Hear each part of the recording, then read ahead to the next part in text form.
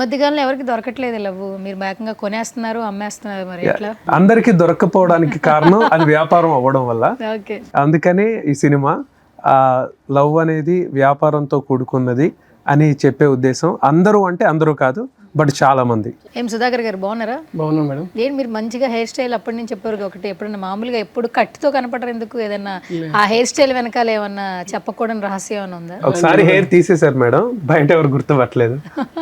అట్లా ఏం లేదు, ఒక్కసారి పెంచి అంటే మా డైరెక్టర్ గారు చెప్పారు నీకు ఈ రేట్లో సెట్ అవుతుంది అని చెప్పాను.